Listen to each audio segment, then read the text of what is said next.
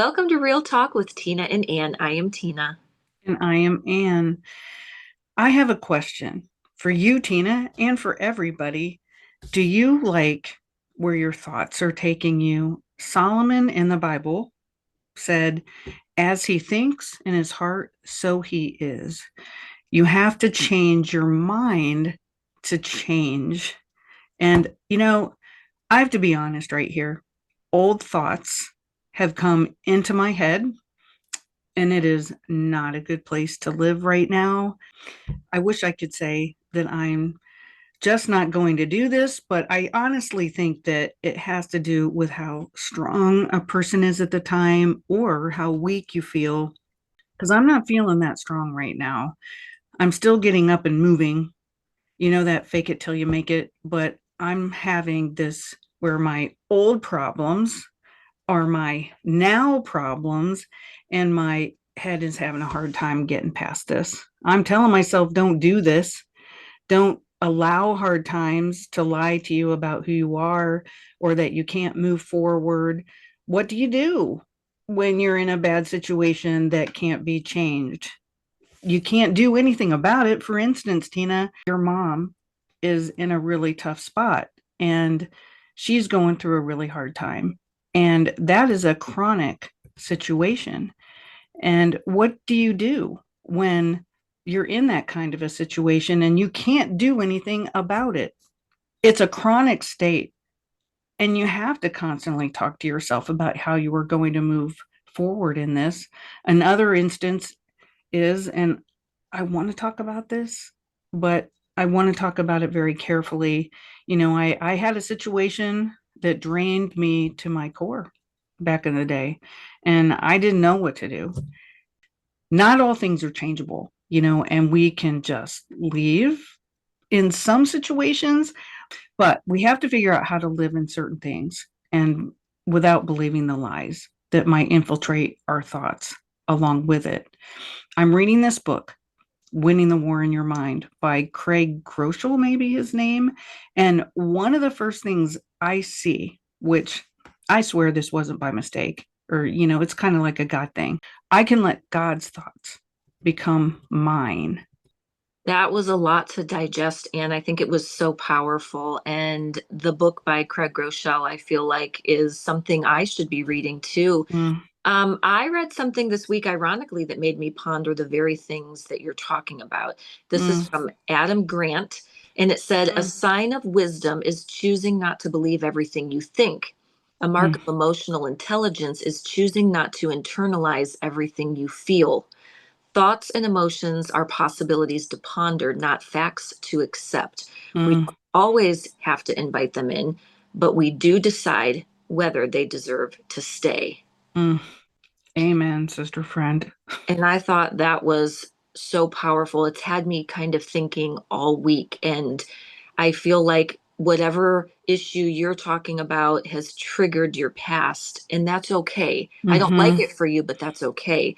And I mm-hmm, think that you're right. You just have to walk with it. And in reference to my mom, that's sort of how I feel in a few ways. I am mm-hmm, thankful for how I've been changed mm-hmm, internally, meaning I have, I really have the patience of a saint, and I never thought I would say that. mm-hmm, I'm so proud of how I treat my mom and how I love mm, her unconditionally, mm, even when it's hard. So, seeing that about me and seeing how it has impacted our children, particularly our youngest son, has been a beautiful, heartbreakingly beautiful thing to see.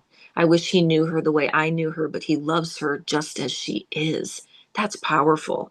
And so, I would, I would just say that there are times where you're just going to have to embrace where you are, whether you like mm-hmm, it or not.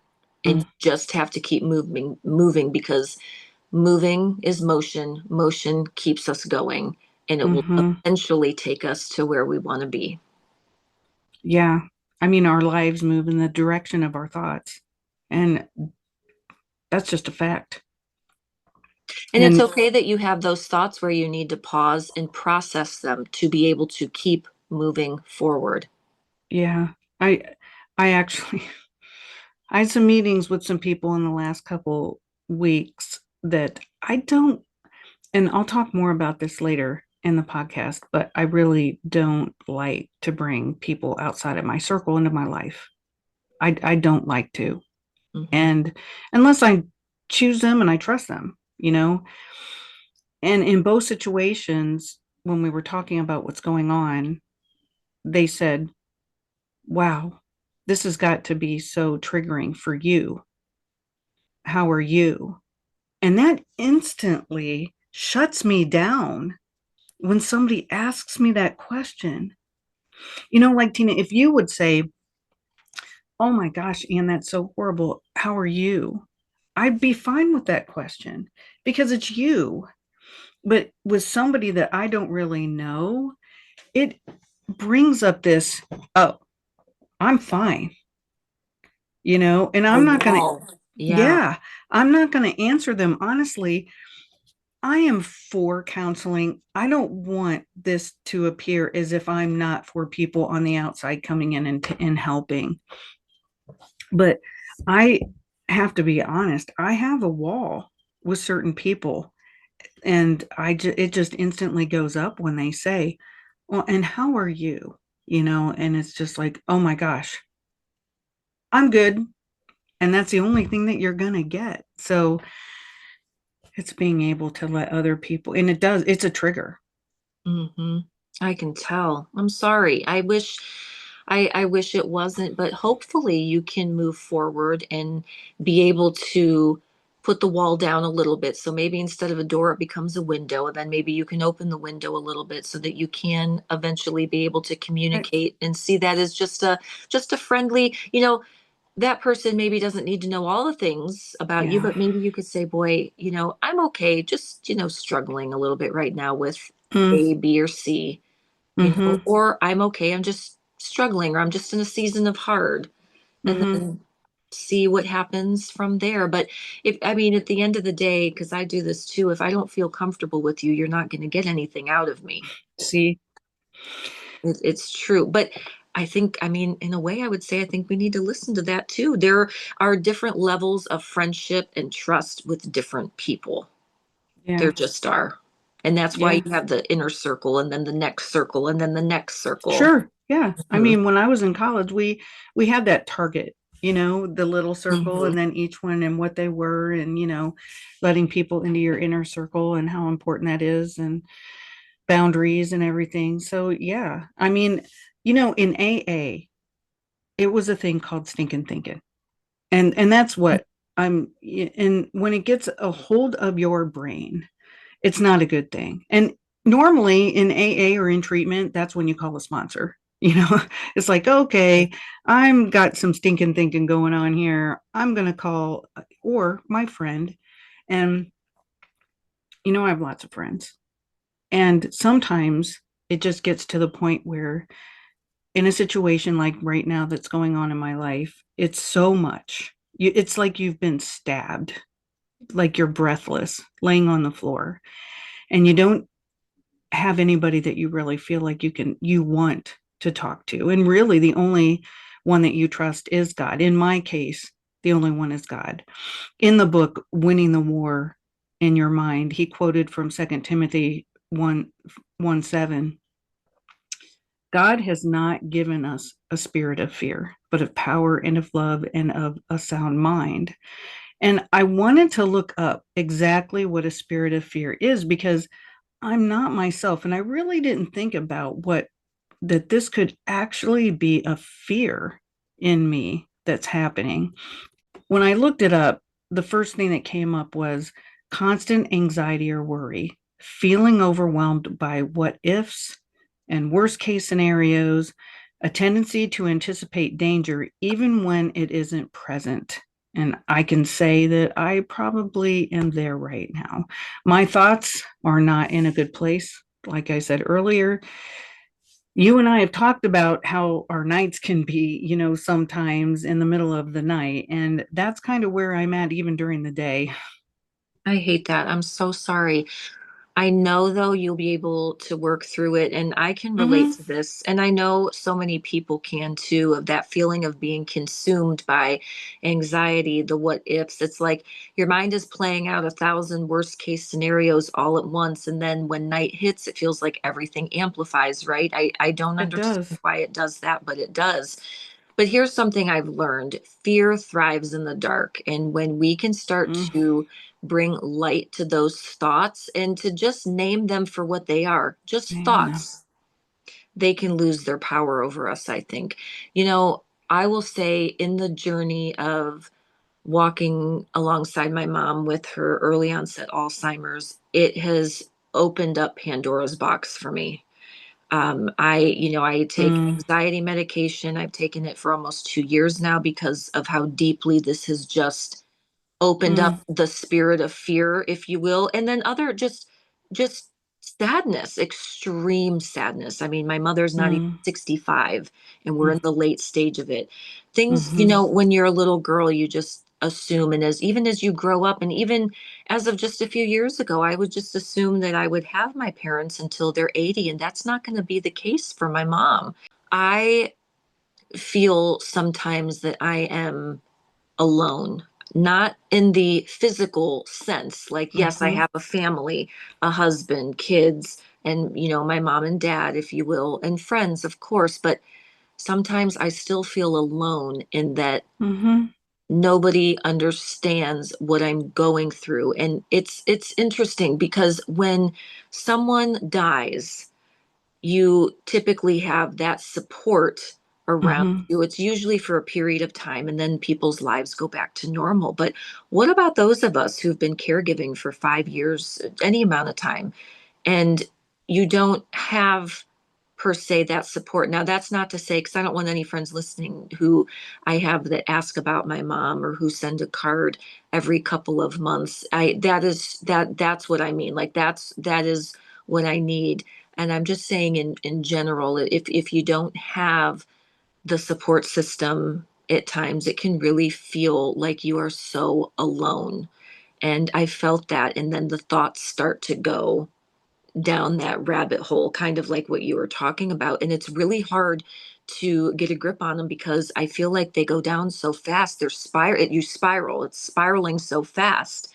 And that's why if we can bring light to those thoughts. Just name them for what they are. Okay, they're thoughts. And remember what I'd said earlier. Just because you feel something doesn't mean you have to keep it inside of you. Doesn't mean Yeah. it's real or it's not. Do you know what I mean? You get to decide. And so I think that maybe if we could just say, okay, this is just a thought and it's going to pass, then it'll lose the power over us.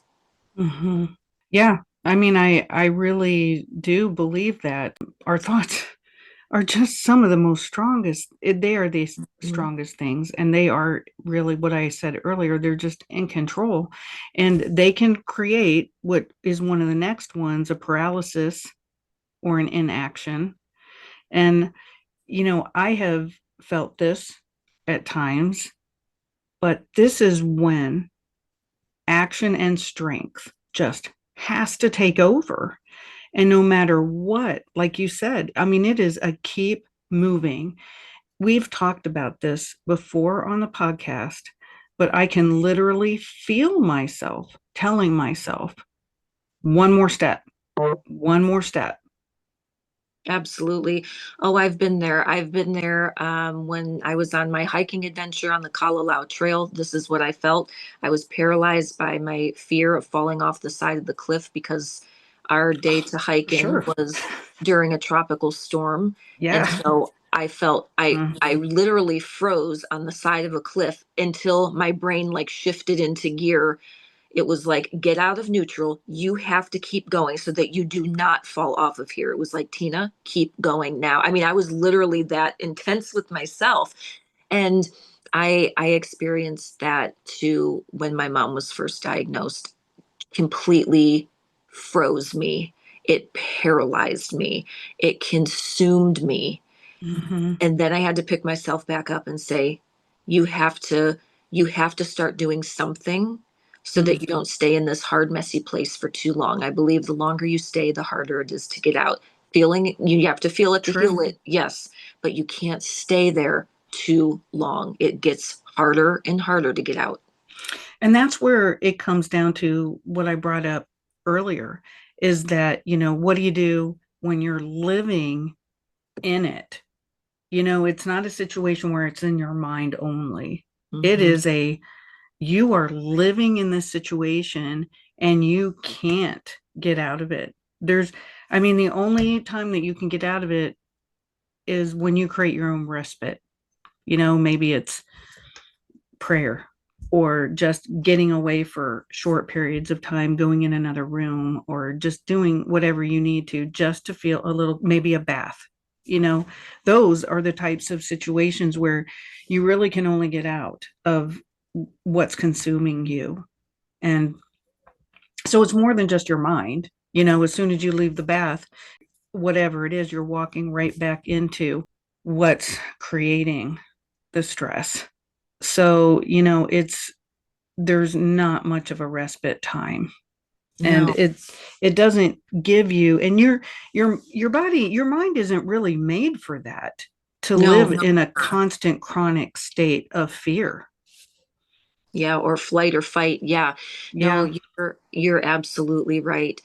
I don't know that there's one right answer for right. how to deal with that. I think you listen to your body, you give it the respite you can, what it needs when you can, and just know that and trust you are going to be equipped to handle it. And I also think along the way, be open to learn something through it or from it, Sure.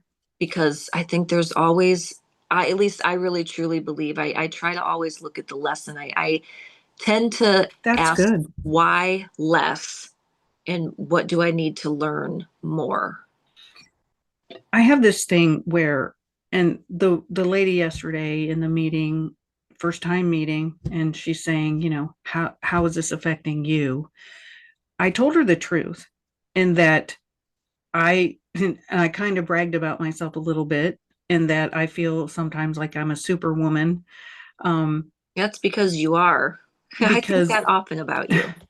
because I have this really cool thing about me, about that I can just keep moving, and it doesn't really, it I don't know, like I can start every single day brand new, and just like it's a Right. clean slate, just start over, move on. And something might take me back for a little while, but then I can just, wash it off and continue on. And the resilience and the strength in me is so strong. And I honestly think, because I've had some really big conversations with God lately, some of those why questions, I guess I have to also realize that He's given me strength like no other for me to be able to do it. And He knew that I could do this. It's like I think it's like a tree. You're in the pruning season, but what happens after you get pruned, you bloom. So you're getting trimmed right now, you're getting tested right now. And I think that this is a big period of growth for you personally that's going to Mm-hmm. happen from this. And lots of times these kind of things do happen when there is a lot of success going on around and good things going on around at the same time. So it's not allowing those things, because there is a lot of really great things going on in my life. So it's allowing those really hard times not to stop me from being able to grow and be happy and joyful about those really great things. And at the same time, be okay and not beat yourself up that there are these great things, but there's also Yeah. a hard thing too. And they both have to live together, at least. Well, we kind of talked about that in our last episode that we taped together, and another one that they talked about for fear is self doubt, believing you're not good enough, not smart enough, not strong enough, and constant second guessing ourselves and having a lack of confidence. Absolutely. But here is the truth. Self-doubt is just fear in disguise, and fear only has power when we believe it. So I would say you are enough to anyone listening. You are capable. And every time you show up, even when you're doubting yourself, you are proving that inner critic wrong. Confidence isn't about never second guessing. It is about pushing forward anyway. And I think that we all have what it takes, even if we can't see it yet. But we have to keep moving forward. Hmm. Another one is fear of judgment or rejection, is another one. Holding back your true self out of fear, either of what others might think or avoiding vulnerable situations or meaningful connections. And I just kind of explained how I kind of do that. I can really relate to this one too. The fear of judgment or rejection, I think, is so deeply ingrained in so many of us that it does hold us back a lot of times from showing up as our true selves. And I True. know how it feels to hide parts of yourself or to shrink back because you're worried about what others might think. But here's the thing. Vulnerability is actually where we find real connection. So, the more we allow ourselves to be open and authentic, the more I think we can create space for others to do the same. I'm not saying it's easy. I'm saying it's something that I work often at and I'm getting more confident with little by little. And I think it comes with age too, to be honest. But I do think it's possible we can choose courage over fear. So, trusting the right people will see us for who we really are. It's kind of about that circle, and Mm-hmm. that being vulnerable isn't a weakness, it's a strength. Love yourself, and others will too, at least the right people will. There's only one you. There's no one youer than you.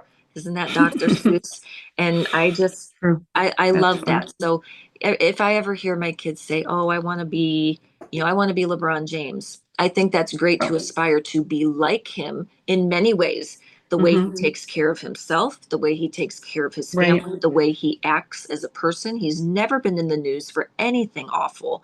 So yes, but you are who you are. Let's just say your name is Joe. You are Joe. Be Joe.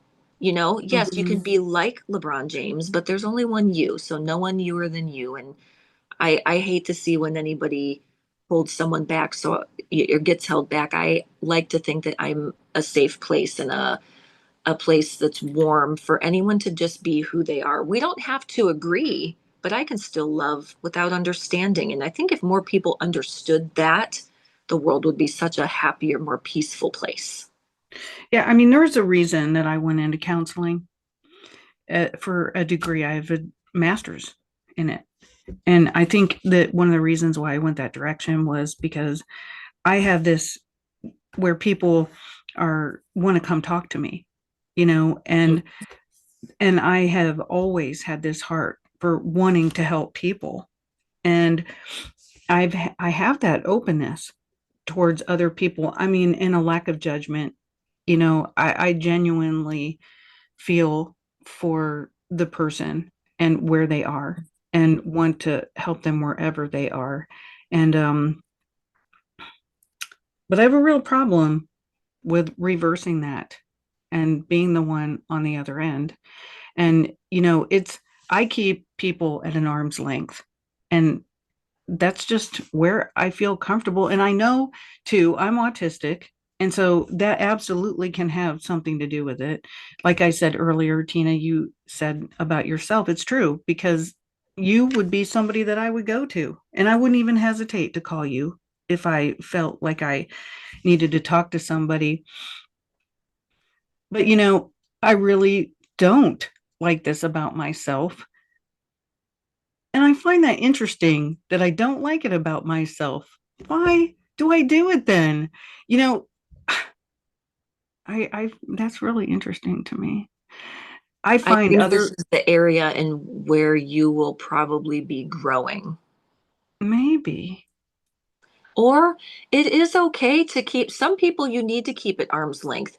Maybe it's about reevaluating who is someone new that you could let in because they might become an important part of your life and help you through this next chapter. Hmm. This is a wall.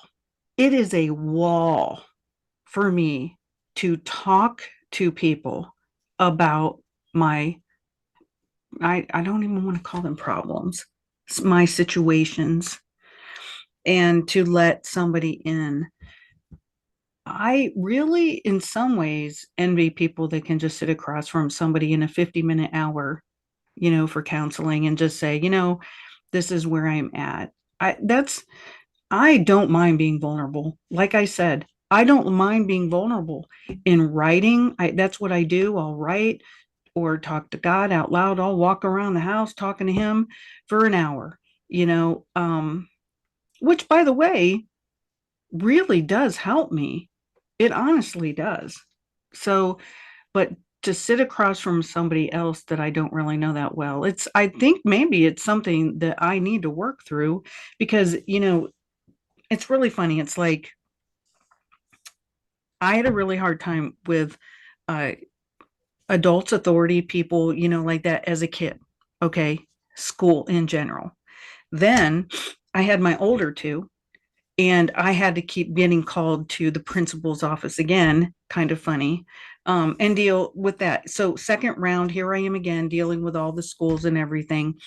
Now I adopted my grandkids, who, I don't even like to say that because they're my kids. But I'm in my third round of childhood, raising kids. And now here I am again, constantly in the school system, having to sit across from authority figures, from people that are making decisions about my kids. And I just find it so funny that the thing that I didn't like the most as a kid has revisited me more and more all the way through my adulthood, like I'm talking about with this counseling thing. And now here I am. It is really pushing me outside of my comfort zone. So I guess that this is what I'm supposed to be working on. Yeah, I would say this is where you're supposed to be growing, but I don't think that it is easy. And I would imagine that perhaps something, from your past is obviously stirred up and maybe you feel judged. It legit, it is just trust. I Well, don't trust. I'm sure it's because people have broken your trust over the years. And so that wall has been built so high, and that's been your safeguard for so much of your life. It is hard to start letting it down. But I think that this is a season where you're going to learn how to do that, at least in some capacity, it sounds like. Well, to piggyback off of that, in 2018, through a sad experience, I learned something so important and it became really invaluable to me. Sometimes truth strength comes from letting go. So, trusting that not everything needs to be controlled and it's okay to surrender to the flow of life. I think it can be about finding peace in what we can control, our mindset and our actions, and then just releasing the rest. Because I learned that year there's so much we actually do not have control over. And when you let go Mm-hmm. of control, it really does make you feel more free. Yeah, it really does. And it's probably control is so, being able to let go of that is probably, I think, one of the hardest things that we do. Trust Right. and control, letting go. Right. I would agree with that Oh, those are 100%. huge. Yeah. Yeah. Another one that they talk about is isolation. And I'm not good in isolation. Of course, that brings up fear in me. That's another one. Well, for one thing, my life is so full of people. I I really can't get away from people, and Yeah. I don't have a choice about that. But on the other side of it, I do like my time alone, but in short periods of time. But in general, in living, I don't like being alone, and I thrive around others. And being alone for too long can create more of a fear. I mean, it's okay to be alone at times because, like I said, we all need that. I think it's healthy for us to be alone. And that's my time that I can kind of process and work through things, talk to God, kind of be quiet for a while. But yeah, no, I don't like the isolation thing. Yeah, I think there's a difference between quiet time and then isolation. Quiet Yeah. time, a brief period of time, Mm, isolation, more lengthy. Some of us really do. I would say the majority of us come alive around others. We're all hardwired for connection. mhm, And extended isolation, it does make you feel heavy and even a little scary because your mhm, thoughts can really start to take over. I had a conversation just a couple days ago with a neighbor friend who was talking about that very thing. Both of her mm, kids were gone for the weekend. Her husband was too. She said, "Boy, mm, that loneliness or isolation," she said, her mind started to get to a rough place, and she had to pull herself back up pretty quick. And that's what I mean. I think that I think that alone time can be healthy, but too much of it does make your mind wander into some hard places. And it's important to know what fills you back up. And for you, it sounds like connection is a big part of that. And that's really beautiful that you have such self awareness. I don't know if you know this about me, but I was born, well, not born this way, but, as an infant, shortly after birth, I was uh, diagnosed failure to thrive. Hmm. I was a failure to thrive baby. And when you are a failure to thrive baby, it is oftentimes due to not being nurtured, loved on. And so that that isolation feeling, and actually what's interesting is when you take somebody that was a failure to thrive as a baby and then you get in isolated times, it is that same kind of a feeling. It brings up that failure to thrive kind of a feeling, and it's almost like the life is being sucked out of you. Hmm. So it's kind of interesting, that feeling, and it's a feeling that I know, even though it's kind of like a body memory. Yeah, yeah, absolutely. Well, I know that you have talked about feeling like you can't have someone to turn to or feel, alone, isolation as we're talking about. And I've felt that way too. And nobody wants to feel or be lonely. Like the weight is all on your shoulders. You have to do it all alone. The truth is, we're not meant to go through life alone or do hard things by ourselves. So maybe if even just opening up to one safe person can make a difference, I think that's so important. Mm-hmm. And just to know you're not a burden. I'm talking to you, I'm talking to me, I'm talking to all of our listeners. You're not a Yeah. burden. You're human and you're allowed to lean on others. For me, it is a real honor to walk alongside my friends and family during the good and during the hard times. Mm-hmm. Yeah, no, I really believe that because I prefer being on that side, and I enjoy being with somebody, not that they're hurting, of Right, course, right, but being a person that they trust, right, because I know how hard it is to trust, to be that person who doesn't trust. And right. when somebody trusts you with their hardest times, then that's really an honor. We've all been hurt. We've all felt that fear and know that others might have to come into our world, which is what I'm kind of going through now. And it does become a scary thing. For instance, with your mom, caregivers, doctors, these are all people that you really don't know, but you're forced to have them in your world and trust them. That's so, I don't know, it's really difficult and weird. It's strange. It's scary. And my dad and I had talked about that aspect before of him not being ready to have strangers, if you will, in his home. See? But we are Mm-hmm. to that point where we're going to need help. And so my mom is getting an in home evaluation in just a few days. And Mm, that he has talked about not, I think that more so perhaps than it being a stranger in the home. I think the deeper underlying thing for him is that it makes it more real where she is sure. in her journey and how hard things are for him too. Mm-hmm. So I think it makes it more real and that is difficult to deal with. Well, it's that control. It's the surrendering, Mhm. you know? I mean, we honestly really feel when my mom was passing away, that was a hard thing. And when they had to make the decision, which I've talked about on the podcast at some point, where you have to make these decisions. And when it was hospice in the hospital, hospice at home, and even hearing that with me being the only one taking care of her, I mean, it scared me to death. And even though it was a hard decision, we chose the hospital. And I'm glad that I did because of the end, how awful it was and how much assistance we needed. Mm. And, you just, and it is a giving up control and allowing others that you don't even know to come into the room and to help you with things that are way bigger than you.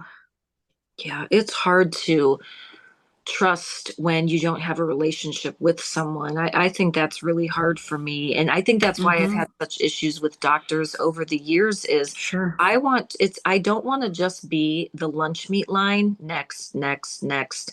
I want to Mm-hmm. actually build that relationship together. I want you to Yeah. know me so that you can better understand where I'm coming from and the reason for the decisions I want to make or not. So I think it's important that we build those relationships, and it makes it hard when you have to be forced into it. But that's kind of like what I was talking about earlier. Some things you just have to embrace, and then you have to trust that it will work out. And if it doesn't, then you have to move on and get the next person in to help, for example, or do the next best thing. That's hard. It is hard to let Mm-hmm. go of control. It is hard to just accept what you don't want to accept. It really, truly is. Nothing easy about it. Well, I think part of what we're saying here is that the problems that we're dealing with are just really big, and the fear is equal to that. The bigger the problem, the bigger the fear. The spirit of fear can cause a spiritual disconnect, and losing trust is something bigger than ourselves, but it's also feeling distant from God sometimes, I think, or questioning, or even having a spiritual peace. And I can remember when I was in treatment and we were to say, who's your higher power? And people would, I can remember being in this circle. It was really interesting, people's higher powers. And there were some that I would never have even thought about before. And some said, a rock star, or somebody even said a tree. Hmm. And I have never forgotten that, because I found it interesting that they steered away from the word God completely. And it made me wonder where they were in their life that brought them to feeling that the only thing that they could feel or trust in the brokenest time of their life, because here they are completely broken, completely vulnerable, and they're saying, who do you look up to for a higher power that you trust more than anything else? And they say a tree. And it just made me wonder, I felt really bad for them. And but I didn't know if they even felt bad for themselves. I don't even know. I'm not sure. Wow, that is really interesting. I mean, I can see wanting to be like a tree with strong roots. You grow, you bear fruit, for example. I could see wanting to be like that, but for that to be your higher power is really interesting. What I get out of 2 Timothy 1:7 is that the fear that I'm feeling is not from God, because God didn't do this. And I know people can say that at times, but He didn't do this. And this still doesn't mean it's not there. I didn't know what I was feeling was fear, like I said earlier, but it does make sense that that's probably what's going on. And I mean, another thing that the book points out is that perception is reality, and it asks this question: have you considered, and I underlined it, have you considered that you might be trapped in a self made prison? Mm, And because that's kind of how I'm feeling at the moment. So now I have to figure out, you know, why, how, and all the things. I can't change what's happening.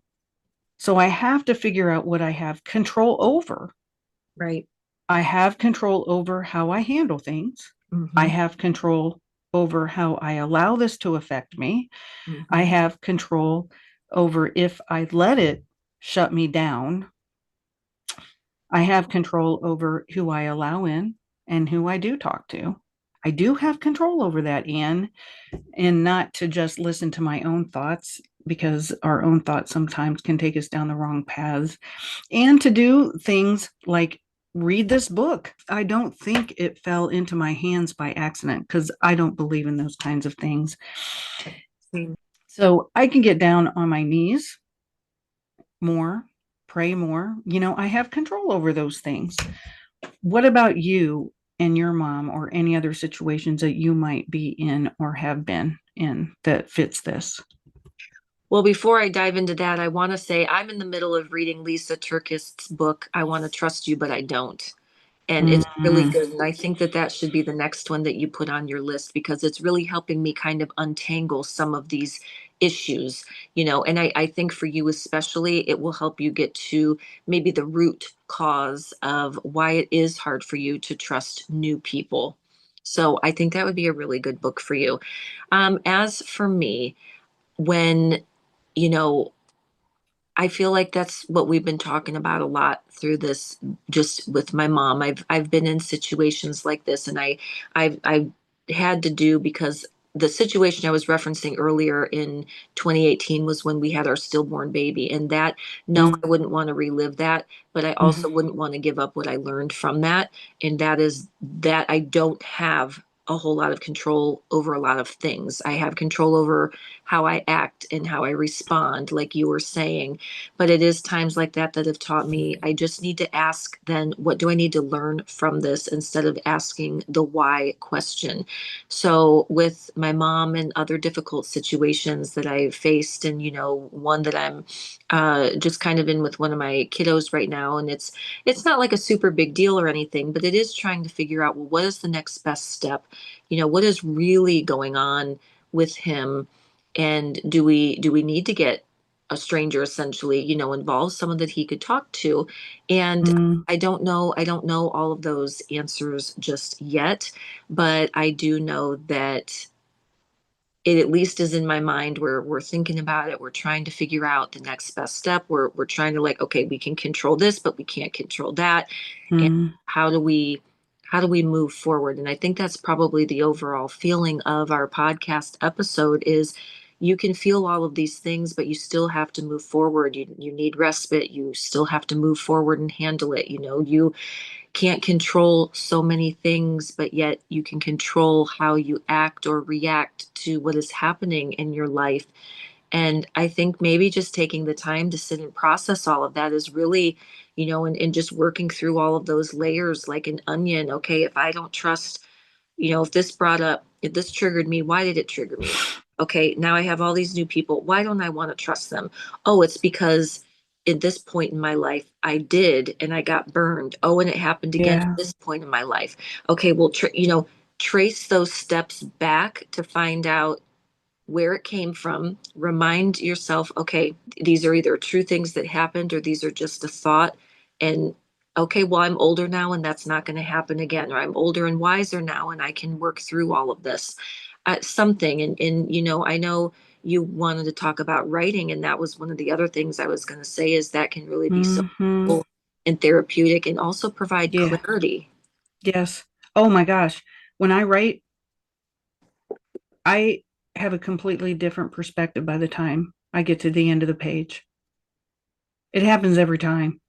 So, we're also talking about what I said earlier, our perceptions are our reality. And when it's a lie and you have to find a way to replace the lie, it becomes a battle in your mind. I mean, it's a real thing. Yeah, it sure is. You can't change what you can't confront. And that is a Good. big one because the mind is fighting things that we can't see. And things that are tangible are easy to fight or walk away from, but our minds are so powerful. And when we are dealing with life's hurts and pains, our brains are leading us, and it's something that we're fighting something that we can't see. Gosh, that's so good. You cannot change what you cannot confront. I think that really sets into perspective for me some things of the past that I wish were different, but I don't want to confront them, not because I'm afraid to, but because I want to move past them. Mm-hmm. And I don't, I don't want certain people in my life anymore because when sometimes Yeah. I see the true colors, it's like, yeah, I can still be civil, absolutely, but I'm not going to go back to trusting and wanting to form a closer bond again. But I really love that. That'll give me something else to think about. You cannot change what you cannot confront. I think that's so powerful. When I had first read that, it really hit me uh right where I'm living right now, because I think that some of these things are right. Part of the problem is because they're a hard thing for me to confront. Hmm. And so the walls go up. Yeah, I do You it know, too. I do it too. there are lies, the book said, that people have believed and lived by, and it meant that they believed the lie and it affected their behavior because they believed it. For instance, the world was flat. People believed it, and they Some would. people still do. That's true, but they wouldn't even go out into the ocean because they believed that they would fall off the edge, or if you swallow gum or a Yes. watermelon, how about if you swallow a watermelon seed, that you're going to grow one in your stomach? Yes, yes. Hey, at this point, I feel like that might be something we wish could happen. Yeah. Here's one. How about if you sit too close to the TV and you'll go blind? Oh yeah. Or if you drink coffee too young, it'll stunt your growth. My parents would say that. I never heard that one But anyway, I mean, those are all kinds of, where we really believe a lie just because. And it because we were become told from trusted people. and that's how we live. Yeah. So we make decisions based on the things that we know and the reality and the perception that we have about that reality. So I mean, it's kind of interesting. But now, let's go back to reality. Well, I guess the reality as we now know it. Anyway, the question the book asked was, what if you buy into the lie that you are telling yourself? And then they say in the book, a lie believed as truth will affect your life as if it were true. So if we believe a lie that's telling us, in our head that we are no good or we can't, is that doubting God? Hmm. That's a good question. I think just because of our human nature, we do these things. I don't know if I can say that when I have believed a lie about myself, never, maybe I shouldn't say never. I've not often, not even anything I could remember had anything to do with doubting God. It had everything to do with doubting myself. Okay. But if we do doubt ourselves, I guess that's saying to that we don't trust him to, overpower our own doubts about who we are. Yeah, I guess that would be. I just never looked at it that way. I didn't either, not until I saw that. In real bold letters in the book, it said, "You are not who others say you are. You are who I say you are from God." So I really needed to hear that. As soon as I read that, I sat in it because I'm getting messages around me that I'm not very worthy and I am not appreciated. Those are hard lessons, hard messages to hear. Can I ask you, Tina, what negative messages have you taken away from your childhood that have actually maybe infiltrated your life now and might replay in your head? Well, I wanted to say some of the things that you were just talking about are it's powerful. And I wanted to talk about how my very first restorative yoga class I took after we had our stillborn son, several weeks, possibly even months after that had happened. And why I took the class was I really needed to either get control of my thoughts or shut my brain off. And I thought that would be a good way to try to start and see, well, could I do it? Could I relax enough that I could actually think about just being in the moment in yoga class? And the truth is, it took me a long time, but I absolutely can. And restorative yoga has become a part of my regular routine and self care for years now. But I say that because I will never forget my very first restorative yoga class, and there was a song on from I can't think if it's India Irie or Mm. I can't think of the artist right now, but it said, "You are not the choices of you are not the choices other people made." Is that how the lyric goes? Something like that. In other words, it freed me from it right there, and I sobbed in my very first yoga class. I was lying there sobbing because it Oh, instantly freed me of something I guess I had been carrying regarding my brother, to be honest. And so right then and there, you are not the things your family did. That's what you are not the things your family did. And don't listen to the voices in your head and things like that. And I thought, oh my gosh, I was carrying because he did it. That meant I did it. And that when people looked at him one way, they looked at me that way too. And that's wow. it freed me right then and there to not feel that way and to release that, because that's not the truth. His actions have nothing to do with me, and that's not who I am. You because know, go ahead. because whoever he is him, but I am not that way. And it really did. It freed me. That's really powerful. And I think I just needed to hear that just now because, I have carried with me since my mom did what she did, letting my sister go. She put her back into the system after my dad died. And we really never saw her again until I was an adult and I made that happen.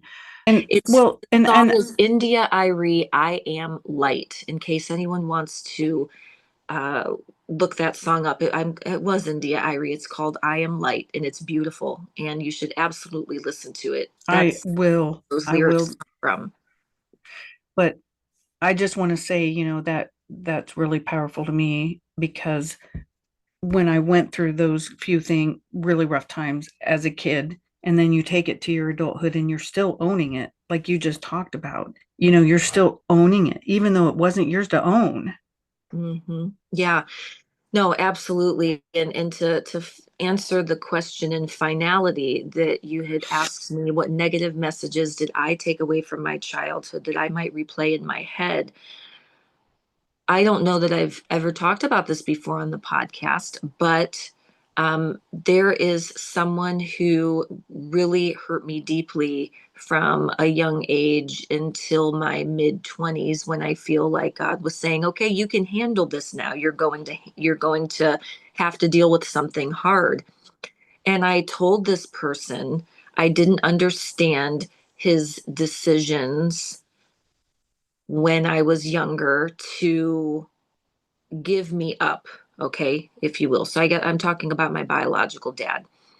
And I, our relationship is repaired as best as it will be at this point.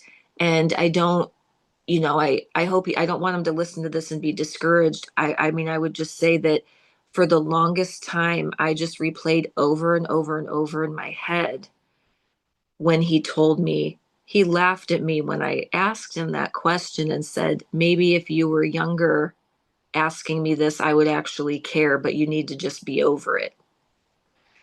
And I thought, wow, I thought Mm, that was not at all the answer that I was hoping for. I was hoping for a sure, little bit of closure to just move sure. past it. Like, where were you at that time to make that decision? Yeah. And to let me be adopted, which ended up in my favor. It wasn't that I was upset about it. I just had the And question of why. right, right, Why did you do that? right. And I never did get the answer. That was the answer I got, but that was something that played around in my head that was like, oh well, you're not good enough. Oh well, how stupid that you're this old and that you cared about this. And so that kind of thing, Yeah. that messed with me for a while.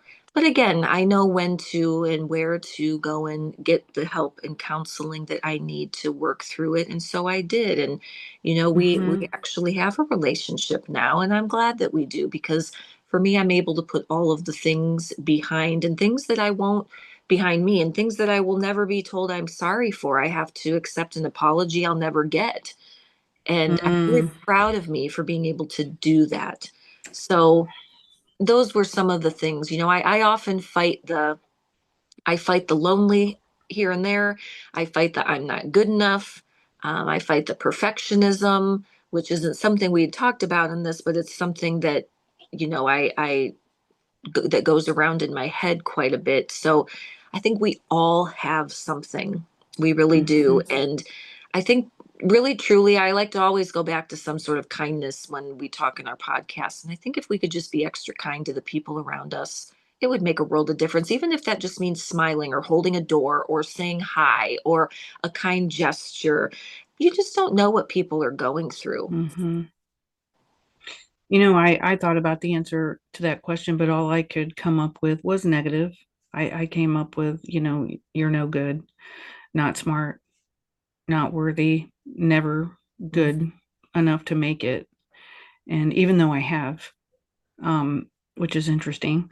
Mm-hmm. And those types of words, how visual both of us are. Well, he told this story in this book that I found really interesting because he tricked his friend during a game, and they were adults when this happened.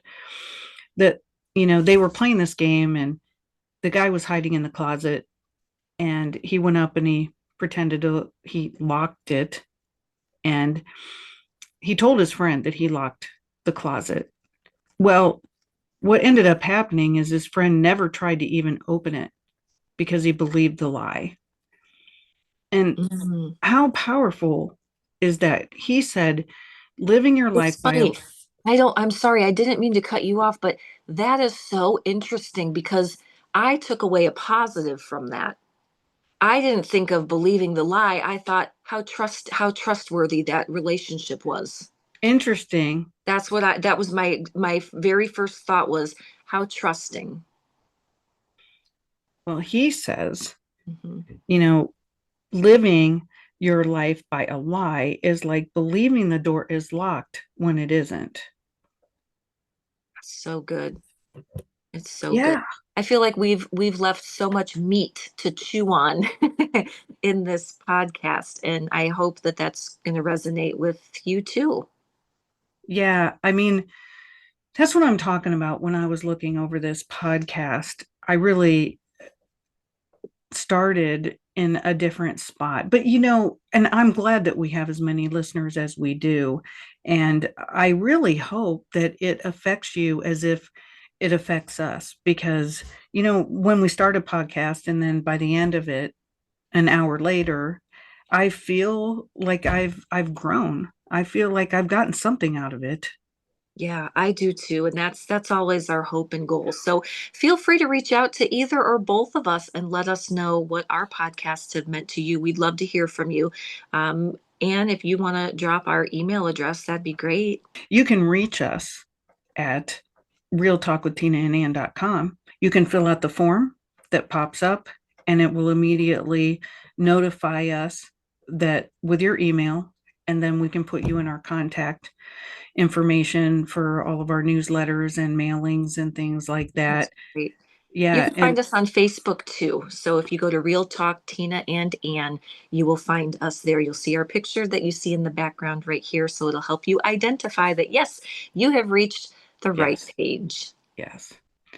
Well, thank you for joining us this week. And as usual, there's purpose in the pain and there's hope in the journey. And we are doing this one step at a time with you because this is a journey and we're not doing it alone. We're not doing it in isolation. And we're trying to all grow together because there's a reason why that we're supposed to be in relationship. And Absolutely. We're hardwired for it. I think we talked a lot about that on here today and being open to new things and growth and not putting up walls and allowing them to come down a little bit when we need to. So let's try to break those walls together. So thank you for joining us this week. And as usual, we will see you next time.